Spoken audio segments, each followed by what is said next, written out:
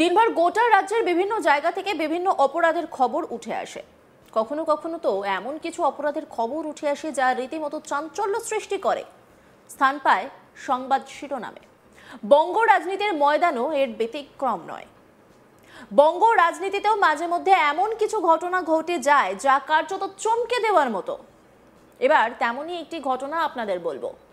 তৃণমূল নেতাকে জানিয়ে শেষ করার ঘটনার সাক্ষী মেটাতে চলল গান, অর্থাৎ গান চালিয়ে তৃণমূল কর্মীকে জানিয়ে শেষ করার চেষ্টার অভিযোগ। মালদার ইংরেজবাজার থানার অমৃতি গ্রাম পঞ্চায়েতের কানাইপুর এলাকার ঘটনা। আহত তৃণমূল কর্মী মালদা মেডিকেল কলেজ ও হাসপাতালে চিকিৎসাধীন। খবর পেয়ে ঘটনাস্থলে পৌঁছে ইংরেজবাজার থানার পুলিশ। ঘটনার তদন্ত শুরু হয়েছে। আহত তৃণমূল কর্মীর নাম আতিকুল মমিন, বয়স 33। উল্লেখ্য, 10ই জুলাই ইংরেজবাজার থানার লক্ষ্মীপুর এলাকায় গান চালায় এবং হাঁসুয়া দিয়ে আঘাত করে জানে শেষ করা হয়েছিল তৃণমূল নেতা আবুল কালাম আজাদকে। ঘটনায় গ্রেপ্তার করা হয়েছিল দলেরই পঞ্চায়েত সদস্য মাইনুল শেখকে। আর আতিকুল মমিন সেই আবুল কালাম আজাদকে জানে শেষ করার ঘটনার সাক্ষী ছিলেন বলে দাবি। তার সামনেই আবুল কালাম আজাদকে মাইনুল শেখ জানে শেষ করেছিল বলে অভিযোগ। আর তাই সাক্ষী মেটাতে মাইনুলের ছেলে শহীদ শেখ সহ বেশ কয়েকজন আতিকুল মমিনকে লক্ষ্য করে গান চালায় বলে অভিযোগ উঠছে। জানা যায়, রবিবার রাত্রে আতিকুল মমিন বানিয়া গ্রাম থেকে বাড়ি ফিরছিলেন। ঠিক সেই সময় মোটর বাইকে দ্রুত তৃণমূল নেতার ছেলে শহীদ শেখ সহ দুজন এসে তাকে লক্ষ্য করে গান চালায়। অভিযোগ তেমনটাই। আহত হন আতিকুল। এরপরই রক্তাক্ত অবস্থায় ওই তৃণমূল কর্মীকে উদ্ধার করে মালদা মেডিকেল কলেজ ও হাসপাতালে নিয়ে যাওয়া হয়। খবর পেয়ে ঘটনাস্থলে এবং হাসপাতালে পৌঁছয় পুলিশ। ঘটনার তদন্ত শুরু হয়েছে। লাতিফ বিবি তিনি কি বলছেন শুনব।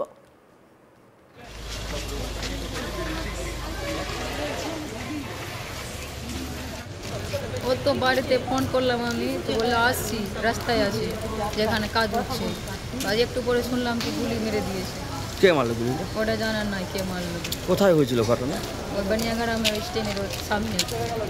কি কাজ করেন আপনার স্বামী? কাজ যেখান থেকে ইয়েগুলা মারি হয়েছে, কোনো কাজ করে না। যেখানে কাজ হচ্ছে ওখানে করাই, যে কাজ ভিন্ডিলে একটা কাজ হয় ওখানে যে কাজটা করায়। আজকে কি করতে গিয়েছিল? আজকে ওইখানে দেখাশোনা করছিল, ওখানেই ছিল। আপনার স্বামীকে মারলো কেন?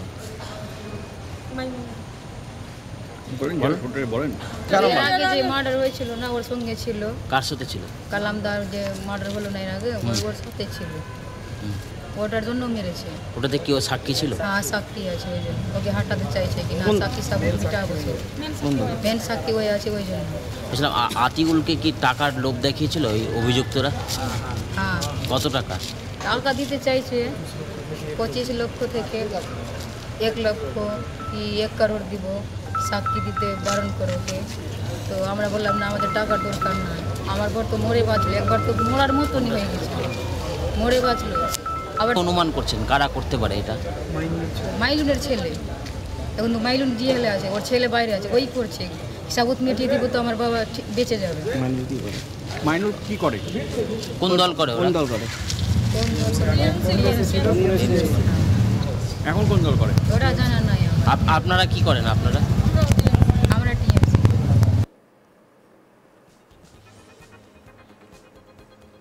আসফাক মমিন তিনি কি বলছেন শুনব। দাদা গুলি মেরেছে। কেন গুলি মারলো? গুলি মারলো কি, এর আগে আবুল কালাম আজাদকে যখন মেরেছিল লক্ষ্মীপুরে, তখন আমার দাদার সঙ্গে ছিল, ওকেও মেরেছিল। এদিকে দেখো। ভেবেছিল মরে গেছে, পা দিয়ে ঠেলে দেখেছে, কিন্তু তখন বেঁচে যায় কোনো রকম করে। তো একমাত্র সাক্ষী ওই বেঁচে গেছিল।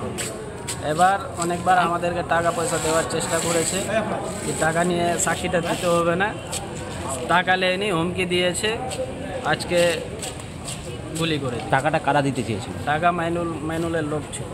মাইনুল কি করে? মাইনুল মাটির ব্যবসা করে। কোন দলের কথা?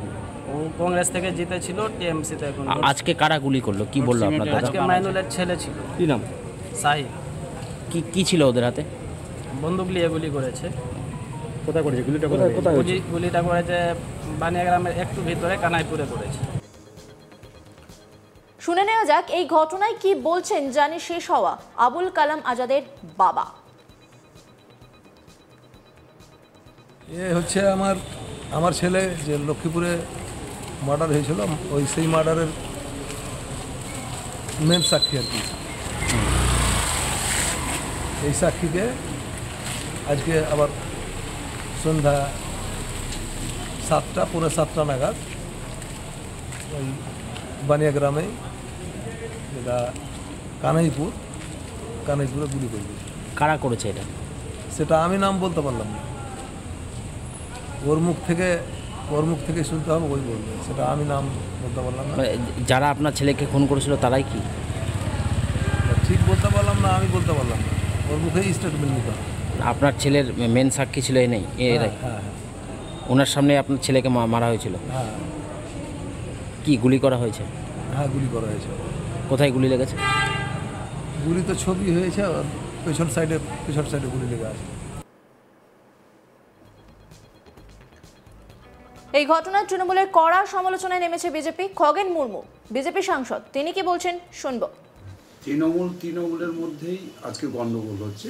রাজ্যের সর্বত্রই একই পরিস্থিতি, একই অবস্থা। এরা এখন যে অবস্থায় দাঁড়িয়েছে, তৃণমূলের মধ্যে দ্বন্দ্বটা চরমে আজকে পৌঁছেছে। অর্থাৎ তৃণমূলের তাদের ভাগবাটোয়ারার গণ্ডগোল, এত কেন্দ্রীয় সরকারের প্রকল্পের টাকা তারা যেভাবে লুট করছে, গরিব মানুষের সমস্ত টাকাগুলো লুট করছে, অর্থাৎ এই নিয়ে তাদের ভাগবাটোয়ারা নিয়ে প্রচণ্ড গণ্ডগোল আছে। কে মানে কোন এলাকার কে হচ্ছে যে মালিক হবে, এই মালিকানা নিয়েও সমস্যা আছে।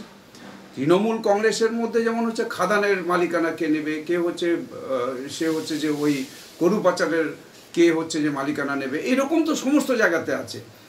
যে এখানেও ওরা তাদের কে কোন পার্টি অফিসের মালিকানা কে নেবে, কেই এলাকাটাকে হচ্ছে যে তার দায়িত্বটাকে পুরোপুরিভাবে পুরো ওই এলাকার সব কিছু লুট করার জন্য কে সবচাইতে বেশি হচ্ছে সেখানে দায়িত্ব পাবে, এই নিয়ে গণ্ডগোল। তৃণমূল নেতা আব্দুর রহিম বকশী, তিনি কি বলছেন শুনবো। আমরা শুনতে পেয়েছি যে আতিউল মমিনকে গুলি করা হয়েছে, এবং পূর্ববর্তী একটা ঘটনার সাথে নাকি আতিউল মমিন সাথে আর কারো শত্রুতা ছিল। কোনো একটা মার্ডার কেসের আতিউল মমিন প্রত্যক্ষদর্শী সাক্ষী ছিল, এরকম আমরা শুনতে পেয়েছি। যারা গুলি করেছে, পুলিশ প্রশাসন মালদায় অত্যন্ত সক্রিয় আছেন, তারা ব্যবস্থা করছেন, তদন্ত করবেন, তাদেরকে নিশ্চয় ধরবেন এবং দৃষ্টান্তমূলক শাস্তির ব্যবস্থা করবেন, এই আশা আমাদের আছে। এবং আত্মবিশ্বাসী পুলিশের উপরে এই ধরনের ঘটনা যারাই ঘটিয়েছে। অন্যান্য খবরের আপডেটের জন্য অবশ্যই নজর রাখুন আজ তাক বাংলার ইউটিউব স্ট্রিমিংয়ে। লাইক, কমেন্ট, শেয়ার এবং সাবস্ক্রাইব করতে ভুলবেন না।